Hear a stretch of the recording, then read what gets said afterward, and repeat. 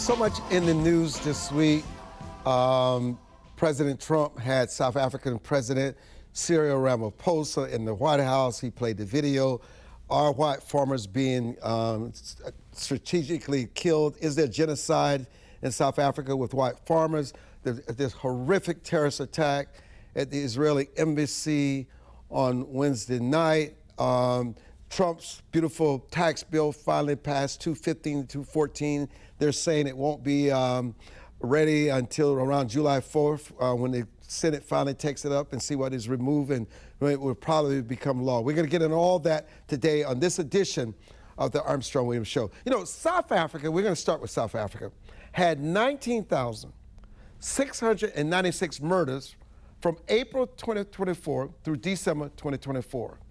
Only 36 of the victims were linked to a farm, and only 7 of the 36 deaths linked to a farm were farmers. The official data doesn't discuss race of the victims. However, only 7 out of the 19,696 were farmers, regardless of race.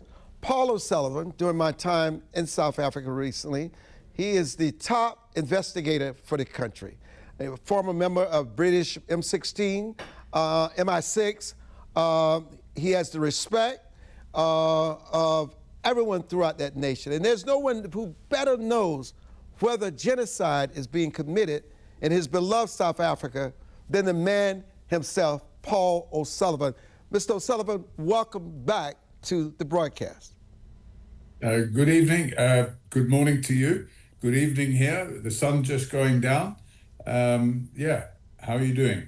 I'm doing fine. It's always a pleasure to see you. Please address whether there's genocide among white farmers, a genocide among white South Africans, Mr. O'Sullivan. What are the facts? Well, if there is genocide going on, it sure as heck ain't going on in South Africa. I've been living here for a very long time, more than 40 years. And I think if there was some genocide going on, I would have seen it or heard about it. So I do believe it's, the same as saying there's a man living on the moon. There's no such thing. Of course, that's not to play down the fact that we don't have a crime problem, but the crime problem, it's probably caused by the transition from apartheid to democracy. And when we transitioned from apartheid to democracy, the police powers were reduced quite substantially. Now people can get arrested for murder, and the next day they can be out on bail, and a week later they can be committing crime again. So there are some challenges, and I believe the government now realizes, thanks to your president, that the government now has to do something about it. I've been at them for quite a while to do something about it. In fact, I've contributed myself. I think, my organization has put quite a few guys behind bars. But no, the short and long of it is there's no white genocide or any other form of genocide going on in South Africa. Let me have you address this. I want to go back to the video that was shown in the White House. And I actually thought it was very disrespectful for our head of state to sort of ambush the sovereign of South Africa. Can you imagine if our president visited South Africa or France or the United Kingdom, and all of a sudden they played a video about Charlottesville or the accusations against our president? Can you imagine how outraged the people here in the United States would be? There's just a certain decorum that you show a head of state. With that being said, they showed these white crosses as if to indicate that all these farmers had been murdered. You had this man on this tape who is a part of a minority party who's losing votes by the days, and his influence is dwindling. But no one could address that at the time when they're watching this video, because people want to believe it because it was shown by our president of the United States. Did you consider much of that to be propaganda? And what about the white crosses showing that thousands of farmers had died? Well, Armstrong, I think, I can't speak for what your president does. He lives in a free world, the same as I do, and there's freedom of speech. But I do think it would have been useful if somebody would have told our president, by the way, we're going to show you a couple of videos and we're going to ask you to comment on them. Be that as it is, I've known our president for a very long time. I've known him since before democracy came in. And we even used to meet and have a meal at Wandy's restaurant in Soweto. And his children used to play 10-pin bowling with my children. So we go back a long way. And from what I know of Cyril, he's a pragmatic guy. He's not somebody to get his feathers ruffled quickly, thank God. He sat there and he listened to it, and I could see he was surprised. That was clear from his body language, but he handled it. And we've got some crazy guys in this country, just like your country. I've seen some crazy things going on in the US of A. I mean, some guy lying on a rooftop trying to pop your president, or your president to be, or somebody trying to shoot him while he's playing golf. So there are issues in every country in the world. There's no country in the world free of any issues whatsoever. Perhaps Greenland and places like that where there's virtually no crime. But for most of the world, you have issues with criminal syndicates and drug trafficking and murder and rape and all these sort of crimes taking place.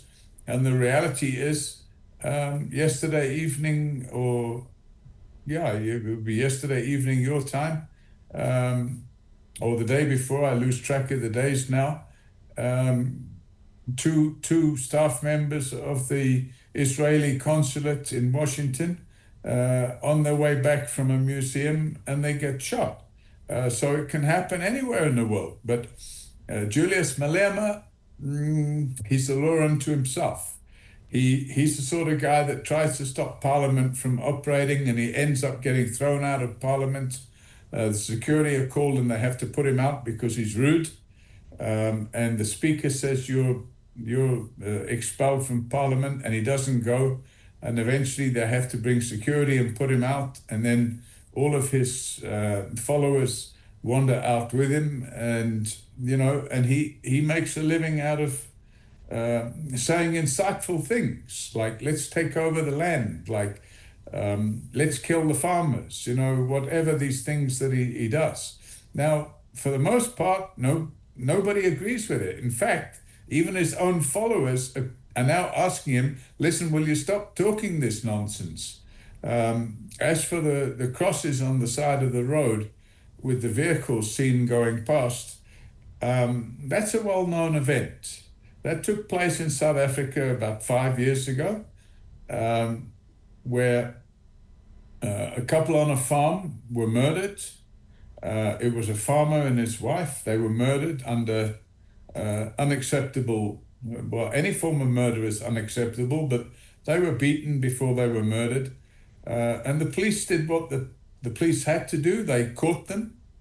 There were 4 of them involved, and 3 of them are now sitting in prison, and the other guy who offered to become a state witness was shot and killed before he able to go to court and testify. So, and the other 3 people who were involved in that crime, they're sitting behind bars, and I don't think they'll ever see the light of day again.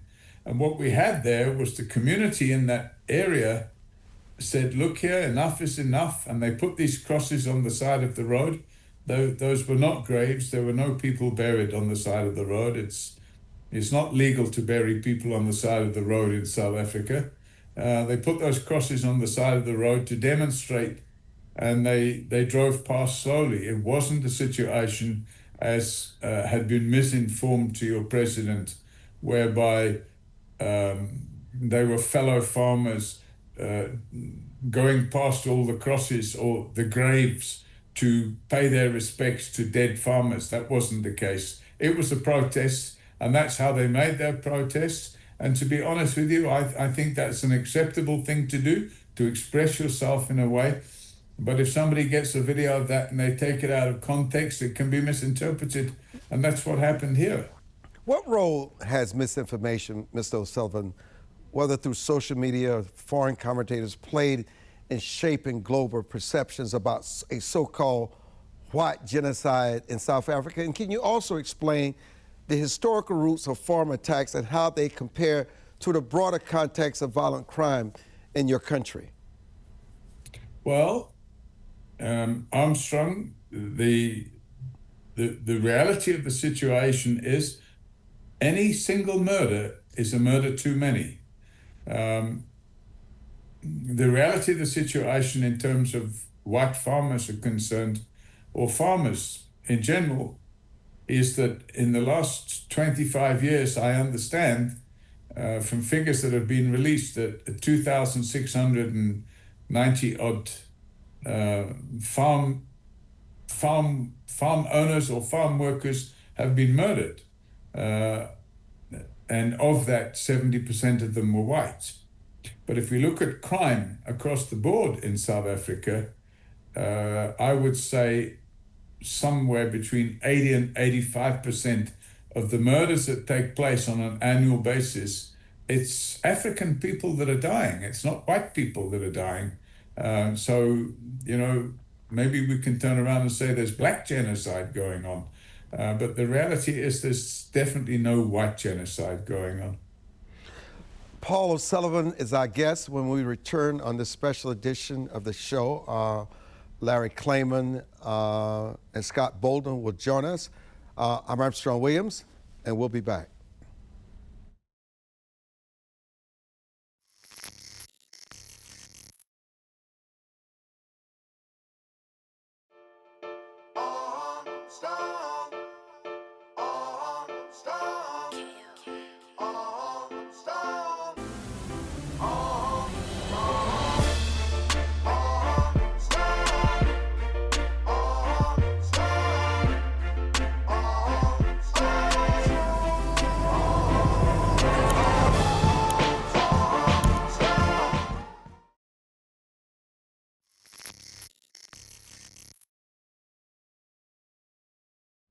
We're joined now by Super Attorney A. Scott Bolden. We always welcome him to our broadcast studio. I want to get into definitions and how do we define genocide in today's legal and moral terms? And does the international community apply that definition consistently across the region? Mr. O'Sullivan, we'll start with you. Well, I think I don't have it to hand right now. The United Nations and the International Criminal Court have defined genocide as the intentional, and we're not talking about murder, as the intentional killing of a group, whether it's a racial group, a religious group, or a group from a certain nationality, with the intention of removing that group from the earth. It's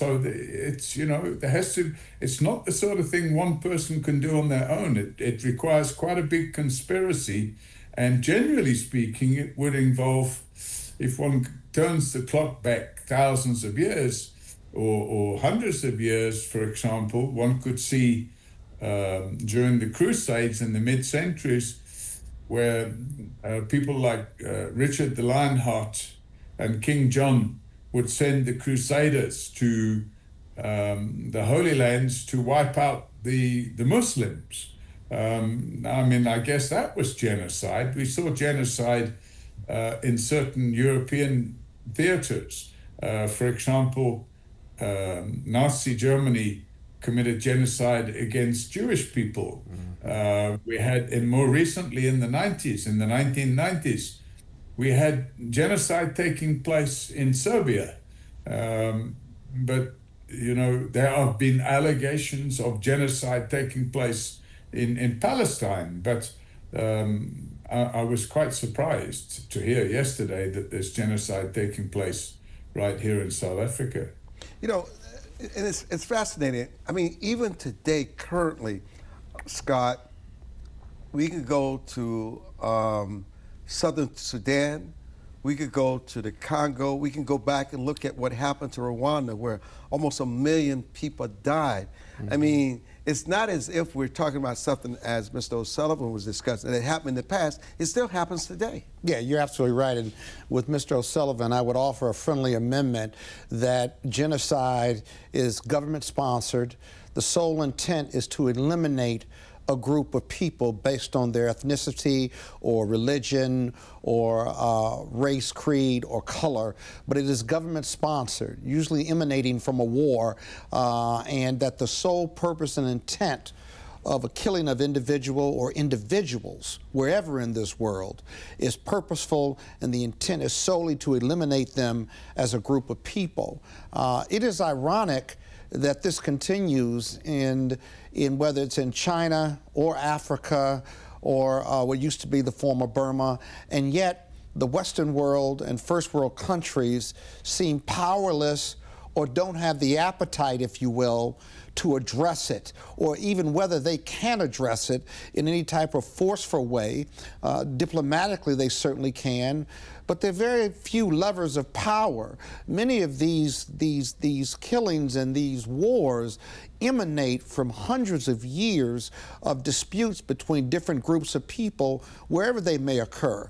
And those usually in power are extracting payback, but also death and destruction as a means of payback for prior wrongs, usually by both sides. You know, it's fascinating because Mr. O'Sullivan, from the ethnic cleansing of the Falun Gong, the Uyghurs in China, to the atrocities in Darfur and Tigray region, why has the global response often been delayed, muted, or outright absent, but all of a sudden the world can say genocide is being committed in South Africa and there's not a trace of it? Why don't they focus on where there's real genocide? Well, some reaction by Western powers to genocide, sometimes the reaction can be racist. When I say racist, not necessarily intentionally racist, but you would see a much quicker reaction to genocide taking place in Europe, for example, than you would if it's taking place in Africa. Now, if one looks at the genocide that took place in Rwanda, that went on for quite a long time. It also took place in Vietnam and Cambodia, the Pol Pot regime. And, nobody really took any steps there until after. When it took place in Europe, well, the genocide against the Jews went on for a long time, and it resulted, or not resulted in, but it was part and parcel of the Second World War. The genocide that took place in Serbia, it was only after the British and the Americans had seen TV images, because then there wasn't any social media like we have today. It was only after they'd seen TV images of what was going on in Serbia that they put together a force and went in there to stop the genocide. And in some respects, they managed to stop it immediately and bring the people to justice. But sometimes the reaction is too slow. And the result from that is that people lose their lives before the genocide can be stopped. Yeah, I would agree for the most part with my colleague, although I would clarify that there's no such thing as unintentional racism. Racism is intentional and put forth by people in control of another group of people, and the fact that they have that control, they're eliminating them or oppressing them simply because of the color of their skin. That being said, I think it has everything to do with racism and white privilege when the United States and how they look towards the darker continent, a darker people in Africa. Africa's the most exploited continent in the history of this world because of their great resources. They have been colonized. Many are independent and still live under the badges of colonialism and are still being exploited by first world countries, including the exploitation of many African countries now by China itself, and how they are exploiting those resources and how the U.S. is allowing that to happen. And so that's another discussion. But at the same time, though, it's very difficult. Racism is one part of it, but the other part is how do I go and impose my will? This isn't the 50s and 60s where CIA would put up puppet governments and get the political control because you had this war between socialism and capitalism. We certainly don't do that anymore. But how do I get resources to those countries that are engaged in genocide? How do I give them a reason not to without putting boots on the ground or taking a militaristic view towards it in lands that are far away and have very little due to politically sell this to, let's say, the average American, if you will. We did that in Vietnam. Didn't work out well. How do I effectuate something in Darfur or in China or in Myanmar? How do I do that, have a political reason for it, put resources towards it, and ending the genocide simply because it's wrong and immoral? That's a heavy lift for many first world countries politically. You know, Paul, he raises a lot of interesting insights here. And how much of the world's inaction on genocide stems from political alliances, economic interests, or geopolitical convenience? Good question. Good question. Well, economic interest is obviously quite important. And look, you know, I mentioned when I said race, sometimes there's racism involved in the slowness to respond. And when I said unintentional, I mean, actually, the other reason for slow to respond can be economic interests. Yeah. Now, and then that's perceived as racism when in fact it's actually economic interests. Now, if you've got, shall I say, the economies of the world, if you look at the economies of the world thrive most during times of war. And when there's no war going on the planet, there's no thriving economy and there's no development going on. Now, you often see a lot of the technology that we're using today was developed by governments who were looking for ways of improving their ability to fight wars. And I'm talking about all sorts of technology, including aircraft, wireless technology like cellular phones, all this type of technology. Radar was developed during the Second World War. Radar enables planes to land safely in thick fog. In the civil world that we live in today, the technology that was developed to eavesdrop, to spy on your Cold War enemies, that technology was developed for civil purposes subsequently.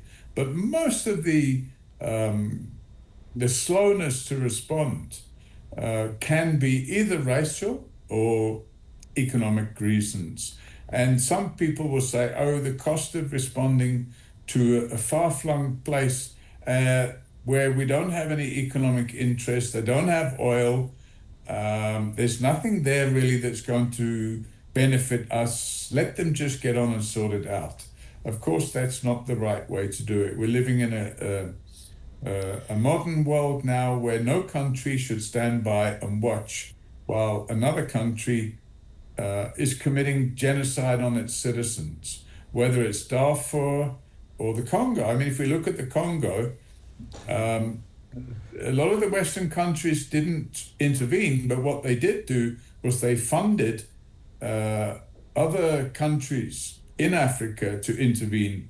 And we end up with a situation where troops from South Africa, from Kenya, and other African countries went into the Democratic Republic of the Congo on the western side there to intervene in the activity going on between certain Rwandan rebels and the DRC government.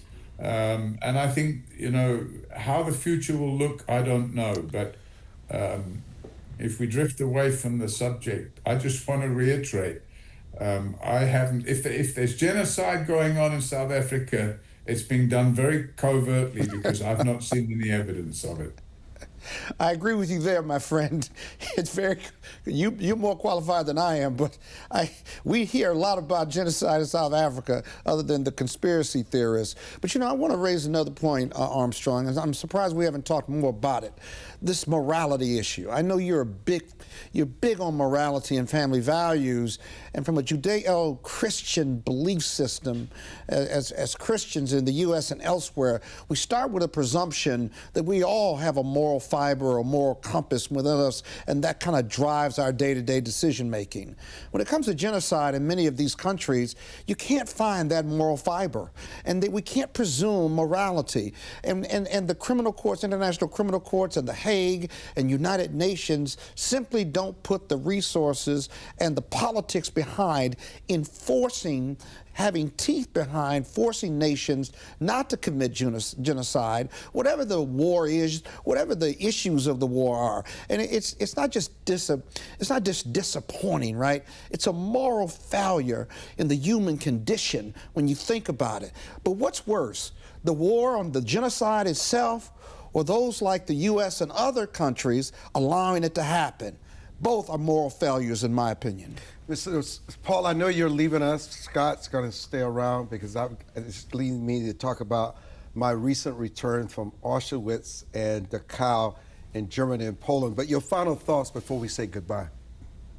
Well, my final thoughts are, I wish you guys all the best. It's nice to meet my colleague over to your, Scott. to my left, there you are. To anybody that's toying with the idea of going for a holiday in South Africa, don't be put off whether you're black or white. Don't be put off by the genocide, and don't be put off by the crime either. We do have crime issues, which we're busy dealing with, but at the same time, something is being done about it. And for the most part, it's very rare to see tourists becoming victims of crime. So God bless you, and carry on making America great. And thank you to the President of America for raising this issue, even though it was slightly off course, because he forces now our elected government to focus some attention on resolving and lowering the murder rate in our country. Thank you very much. Thank you, and we'll be back. Don't go away.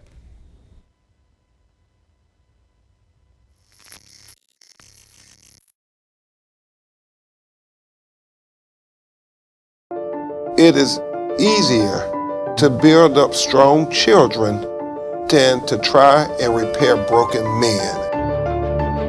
The streets are plagued with crime, violence, there's a lot of poverty, and it's all a result of lack of education that's happening in our schools. So it really is a crisis.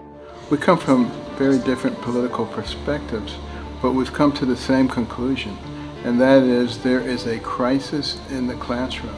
Children are being deprived of quality of life because they're being deprived of a good education.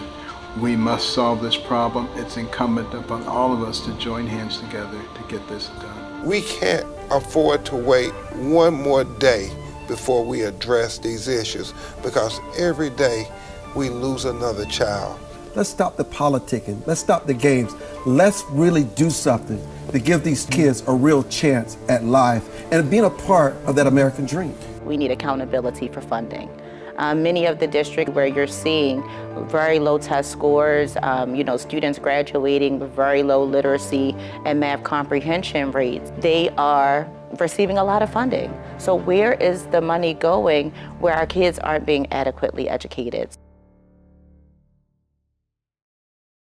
If you believe every child is deserving of a quality education, please go to educationjusticefoundation.com.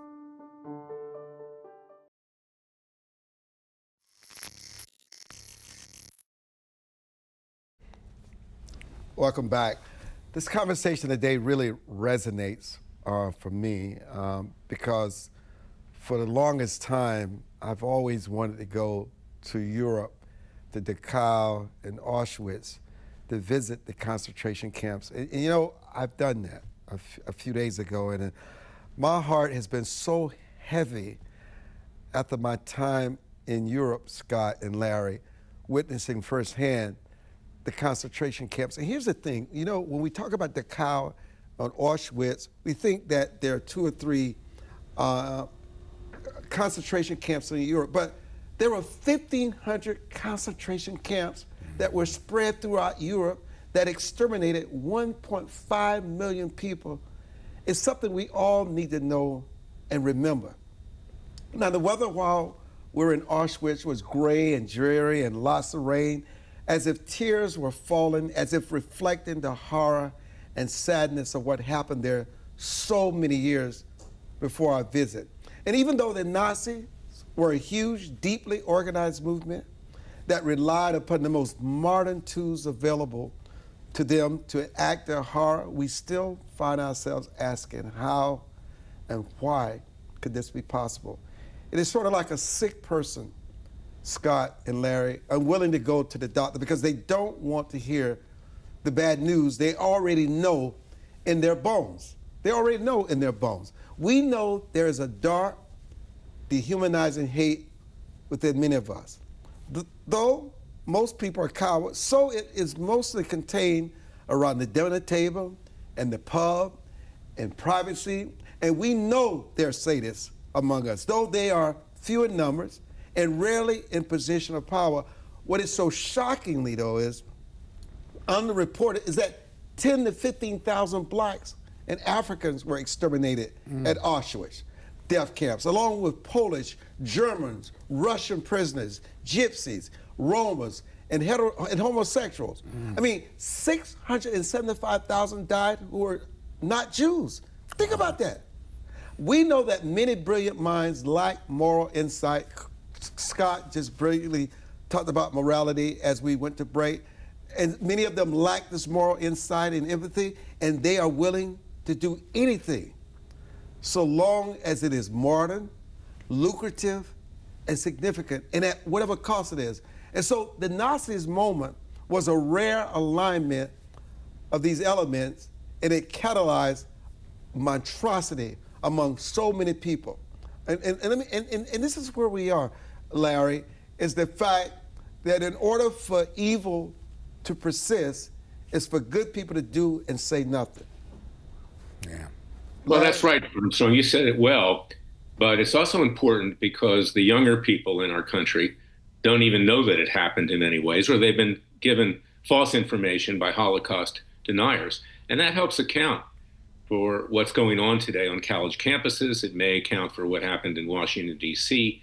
this week with the assassination of 2 Israeli diplomats, people that worked at the embassy, which obviously was anti-Semitic, is it has been washed from the youth's culture and knowledge. And that is why it needs to be educated, and that's why you're raising it is very, very important, not just with regard to Jews, but also with regard to the other groups that you talk about. I might add, Hitler also killed, the infirm, the physically retarded, and others. He wanted a super race, and he didn't feel that minorities fitted in to his super race. Scott? Yeah, I think Larry's absolutely right about that.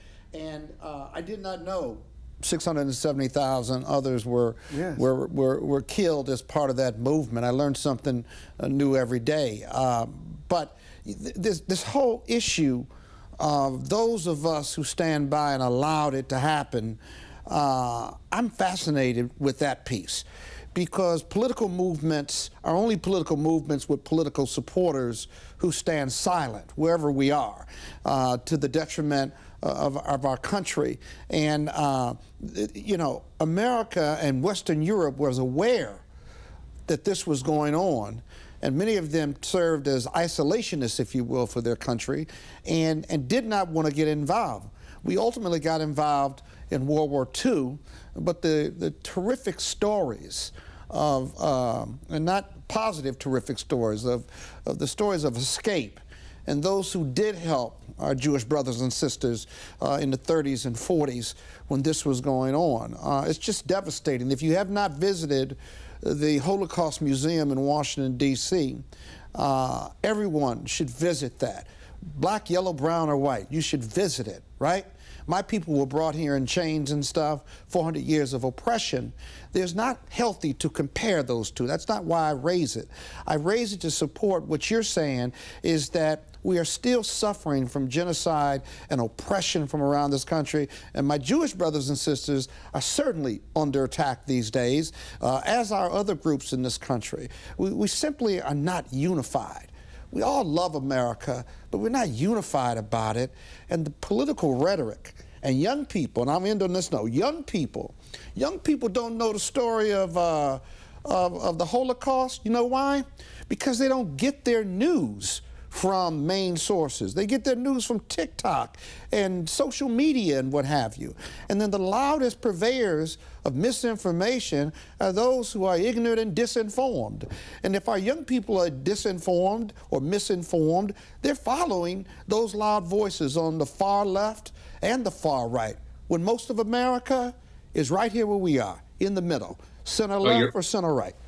You're absolutely right about that. And one other aspect we can mention is what they're being taught in school. And now it's 1 through 12, and also at the universities. They're being taught exactly the opposite.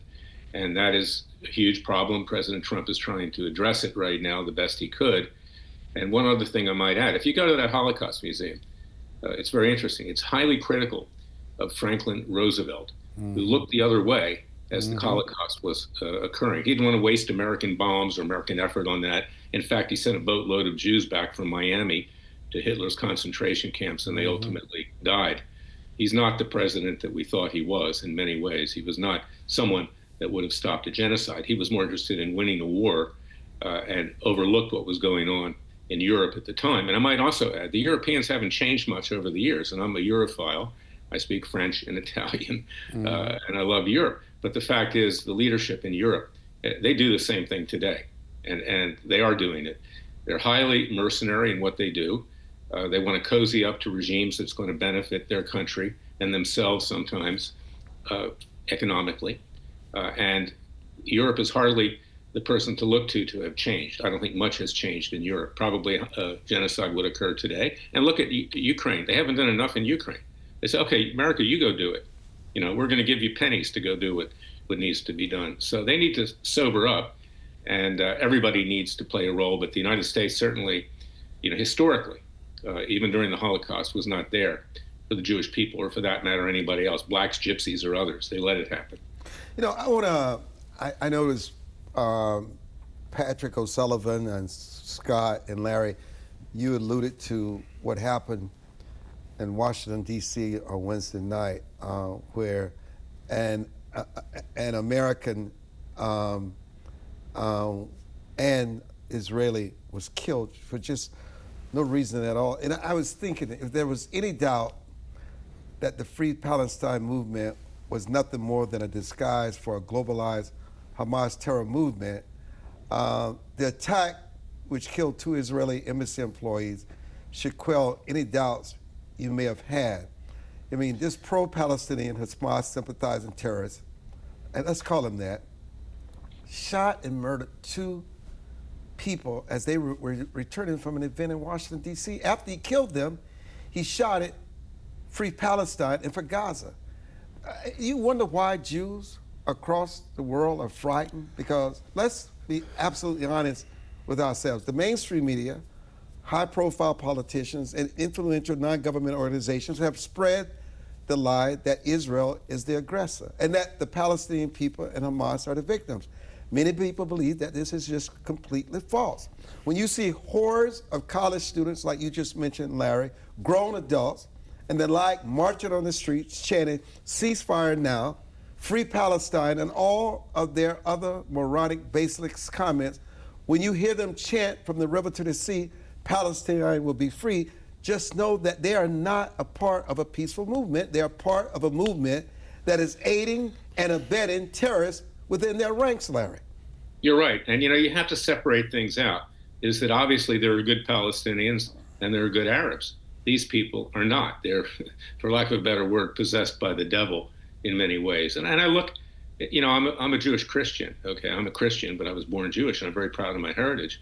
But when I look at the Jewish left and what they're propagating, and they're part of this, by the way, the Anti-Defamation League would support Hamas before they support conservative Jews or those in the middle. I point out these are not Jews. Okay, these are Marxists. These are radicals. So you have to make a distinction within groups. It's not every group that is bad, and I want to make that clear for Palestinians. They're not bad. But the other thing is that Israel needs to defend itself, and we know that the Europeans today are beating up on Israel. They condone the indictment of Prime Minister Netanyahu and others. They propagate what goes on at the International Criminal Court, and they do that for one reason: oil. That's the reason they do it.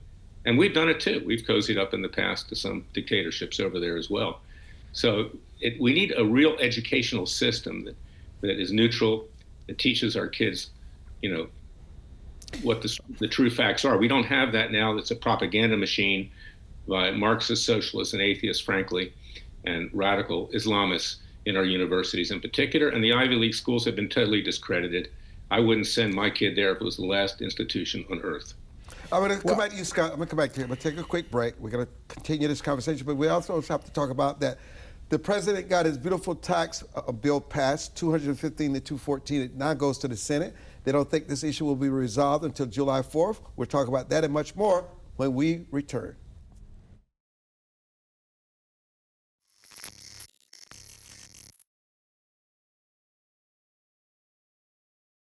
As a home buyer, you need a lender who cares about your home ownership dreams. United Security Financial has been helping families secure their dream homes for 30 years. We're a national fair practice lender that provides affordable mortgages and low down payment programs to eligible home buyers.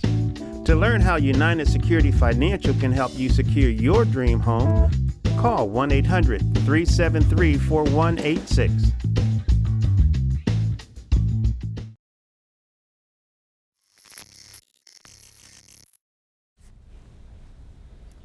Now, ladies and gentlemen, Scott Bolden Unleashed. No.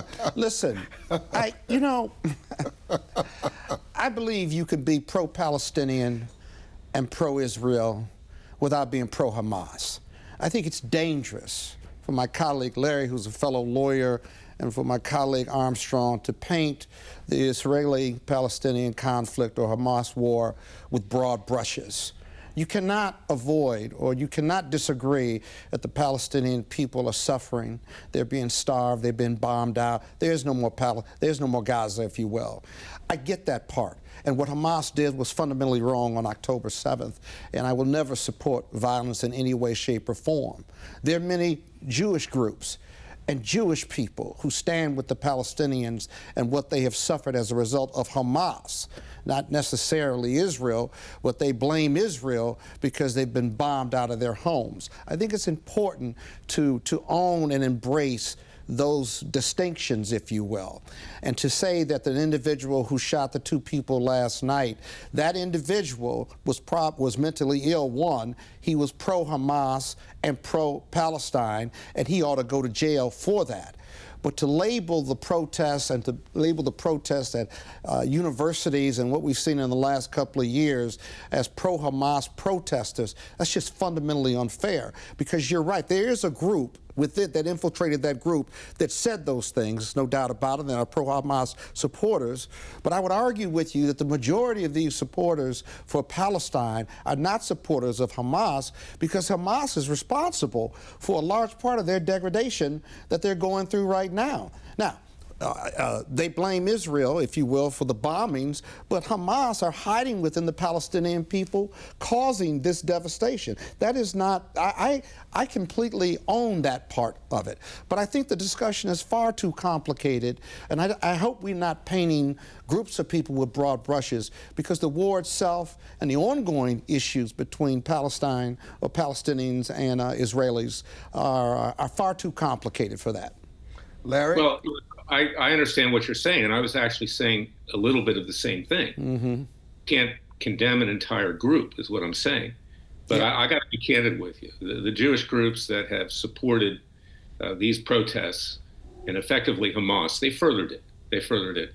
These people are not Jews at all, in my opinion. I'm sorry. They're Marxists, they're socialists, they're atheists, including the Anti-Defamation League, which makes a lot of money off of anti-Semitism.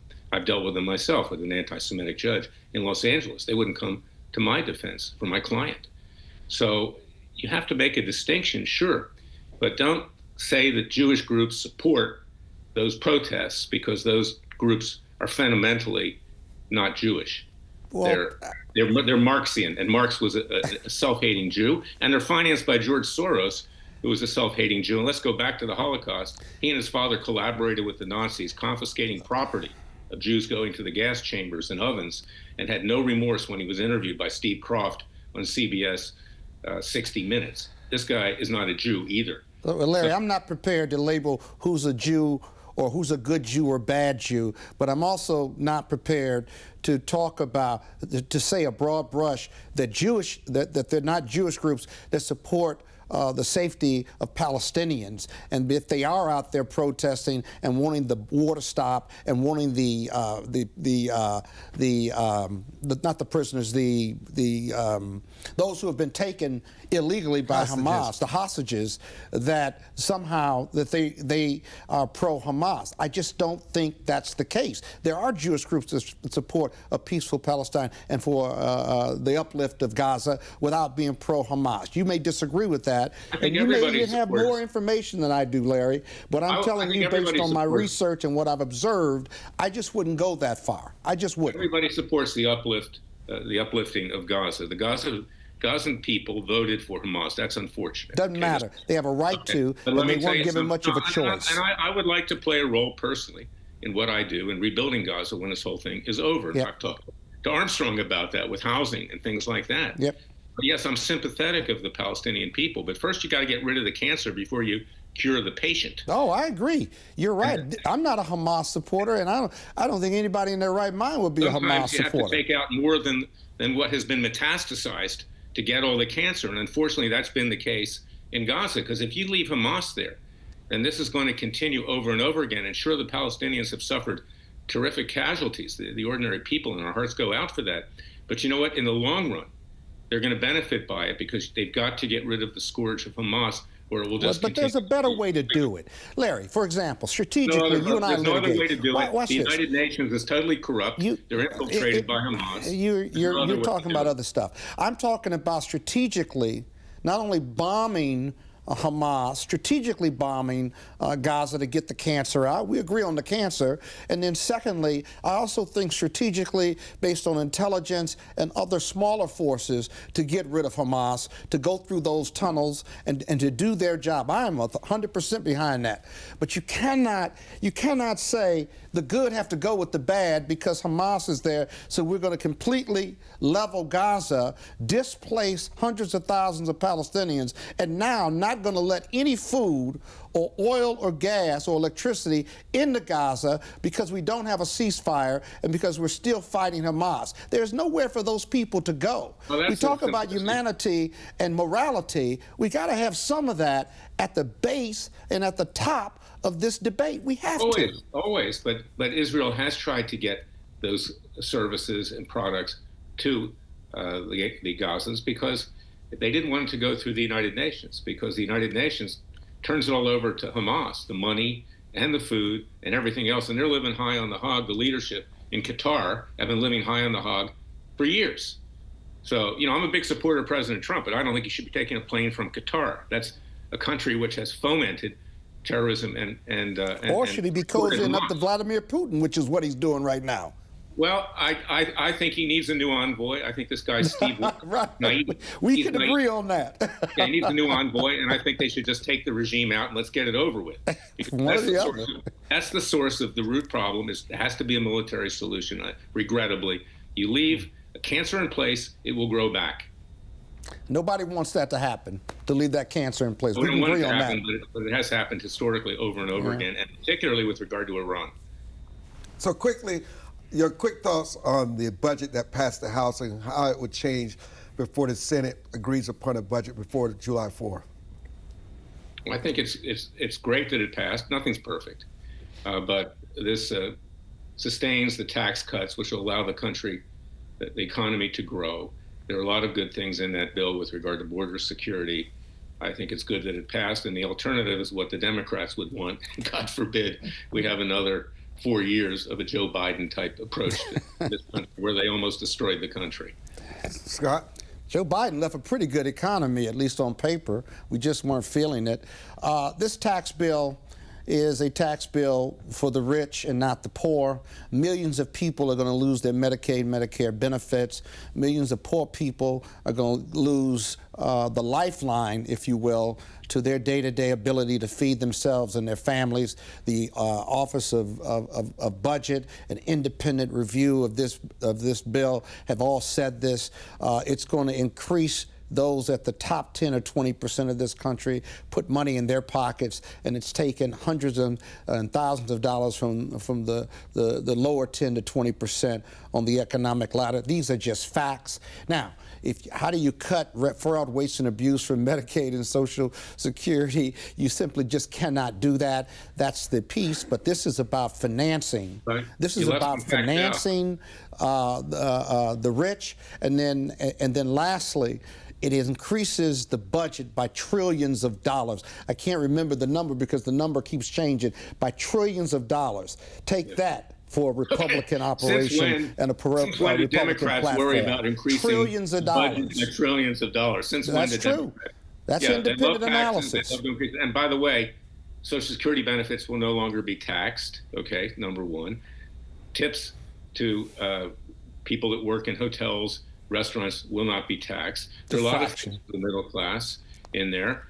And the fact is that President Trump won saying this is what he was going to do, and he was supported by and large by the middle class. The middle class has frozen out the Democrats and the left. But Larry this doesn't help Klayman, this doesn't help the middle Larry class. Klayman, A. Scott Bolden, Paul O'Sullivan, and all our guests that joined us for today's break. Really a very substantive, informative discussion today. Thank Our you, brother. prayers go out to those that lost their lives at the Israeli embassy, but also there is no genocide of any kind in South Africa. But there's genocide elsewhere, real genocide, if you want to look for it and report it. I'm Armstrong Williams. Thank you for joining us. God bless you guys. Thanks.